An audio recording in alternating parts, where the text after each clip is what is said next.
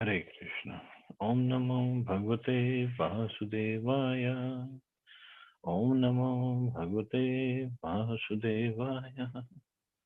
Om Namo Bhagavate Vasudevaya.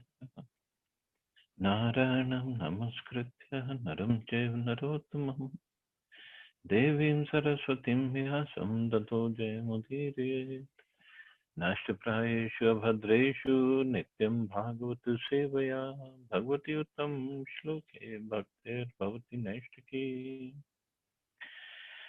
So continuing with the discussion on Srimad Bhagavatam, second canto, 10th chapter. Bhagavatam is answer to all questions. Text number 7. Adhyavashite saashreya param brahma paramatmeti shabdyate. Supreme One who is celebrated as the Supreme Soul is the supreme source of the cosmic manifestation, as well as its reservoir and winding up. Thus, he is the supreme fountainhead, the absolute truth. Synonyms for the supreme source of all energies is explained in the very beginning of the Srimad Bhagavatam, Janmadiyasya Yata, or Brahmeti Paramatmeti Bhagwaniti Shabdyate, called Par Brahman, Paramatma, or Bhagwan. The word iti used here in this verse completes the synonyms and thus indicates Bhagwan. This will be further explained in the later verses. But this Bhagwan ultimately means Lord Krishna because the Srimad Bhagavatam has already accepted the Supreme Personality of Godhead as Shri Krishna. Krishnastu Bhagwan Swayam, the original source of all energies, or the Samam Bonam, is the absolute truth which is called Param Brahma, etc. And Bhagwan is the last word of the absolute truth. But even with the synonyms of Bhagwan, such as Narayan, Vishnu, and Purush, last word is Krishna, as confirmed in Bhagavad Gita. Aham sarvasya prabhavamatah sarvam pravartate. So here, the 10th subject matter of Bhagavatam, which is the Samam Bonam, or the essence, or the supreme, or the original source of everything, it is described, and that all leads to Krishna. Besides that, the Srimad Bhagavatam is a representation of Krishna as a sound incarnation of the Lord. Thus, by the general conclusion that Krishna, Lord Krishna, is the ultimate source of all energies, and the word Krishna means that. And to explain Krishna, or the science of Krishna, the Srimad Bhagavatam has been prepared. In the first canto of Srimad Bhagavatam, this truth is indicated in the questions and answers by Sud Goswami and great sages like Shonak. And in the first and second chapters of the canto, this is explained. First and second chapters of first canto explains that Krishna is the. In the third chapter, the subject is more explicit, and in fourth chapter, even more explicit.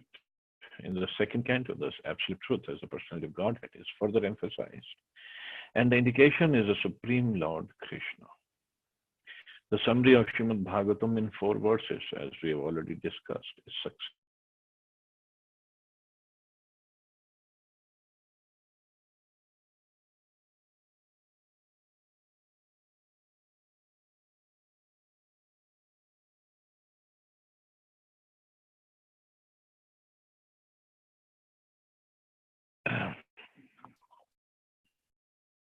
This Supreme Personality of Godhead in the ultimate issue is confirmed by Brahma in his Brahma Samhita as Ishvara Parama Krishna Satchidananda Vigraha.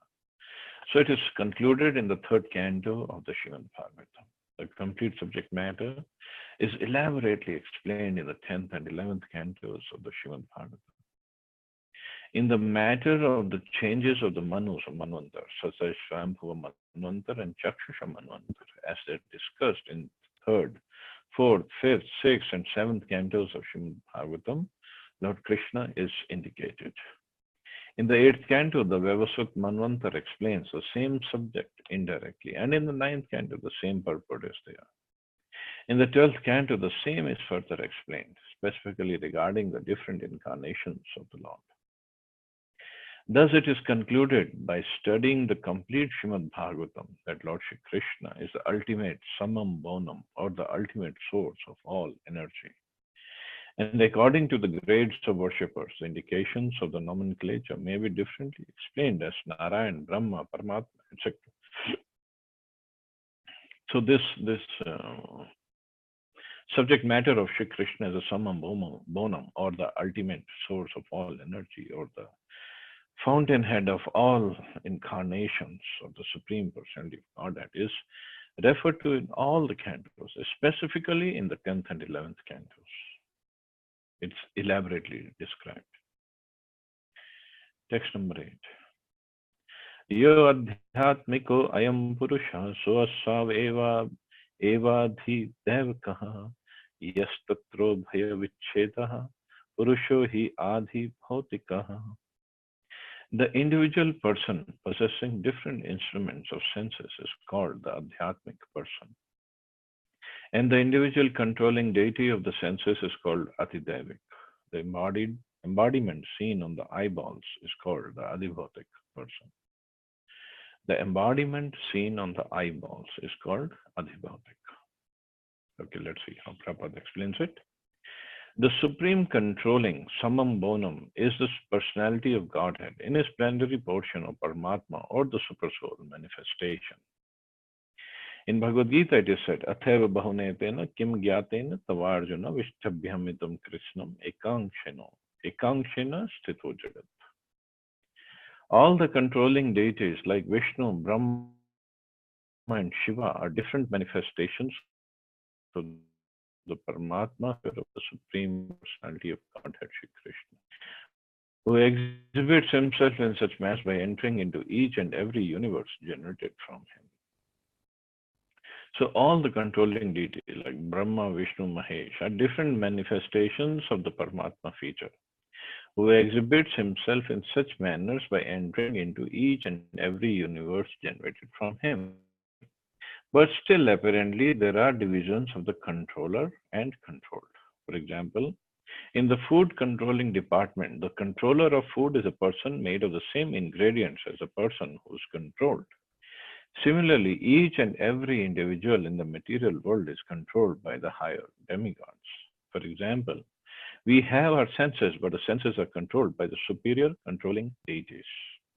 We cannot see without the light, and the supreme controller of light is the sun. The sun god is in sun planet, and we, the individual human beings, or any other being on this earth, are all controlled by the sun god as far as our eyes are concerned. So sun god is controlling the sunlight through the sun, and that sunlight is controlling our seeing capacity. So although we and sun god are made of, our bodies are at least, are made of same ingredients, but there is still one controller and other is controlled.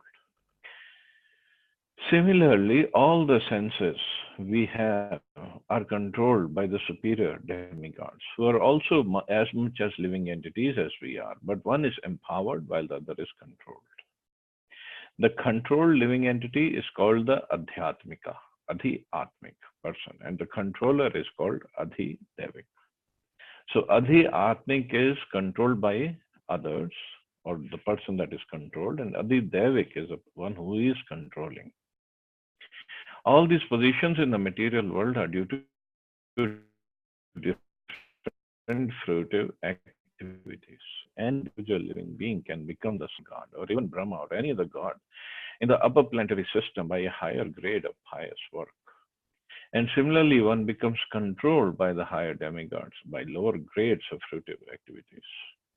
So every individual living entity is subject to the supreme control of the Paramatma, who puts everyone in different positions of the controller and the controlled.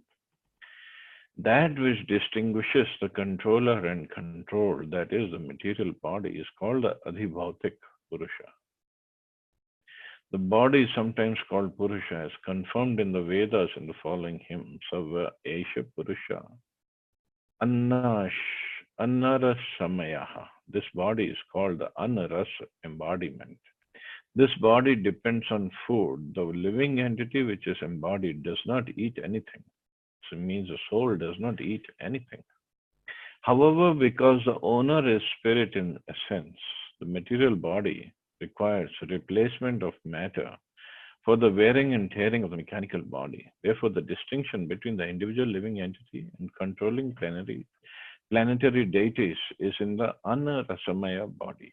The sun may have a gigantic body, and the man may have a smaller body, but all these visible bodies are made of matter. Nonetheless, the sun god and the individual person who are related as a controller and the controlled are the same spiritual part and parcels of the Supreme Being.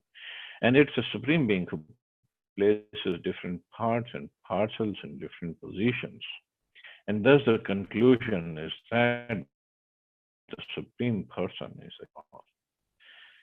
Yes, it is little technical. There are three kind of words used here: Adi Bhautik, Adi Atmik, Adi Devik. So Adi Devik is a controlling deity or controlling higher entities. Adi Bhautik. Adi Bhautik is the body that is being controlled, and Adi Atmik is the living entity that is being controlled. So just to understand in this way.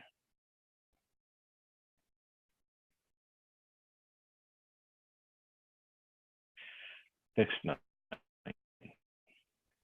एकम एकतरा भावे यदा नोपलभामहे त्रितयम तत्र यो वेदा स आत्मा स्वश्रेयाश्रयः. All three of the above mentioned stages of different deities are in every one of them as a shelter of the shelter is independent of all, and therefore he is the supreme shelter. There are innumerable living entities, one dependent on the other is in the relationship of the controlled and controller. But without the medium of perception, no one can know or understand who's controlled and who's the controller. For example, the sun controls the power of our vision. We can see the sun because the sun has its body. And the sunlight is useful only because we have eyes. Without our having eyes, the sunlight is useless. And without sunlight, the eyes are useless. So interdependent. Thus, they are interdependent and none of them is independent. Therefore, the natural question arises concerning who made them interdependent. The one who has made such a relationship of interdependence must be ultimately completely independent. Because if he was interdependent or dependent on others for his subsistence, then he would not be considered the summum bonum or completely independent. As stated in the beginning of the Srimad Bhagavatam, the ultimate source of all interdependent objectives is a complete independent subject. This ultimate source of all interdependence is the Supreme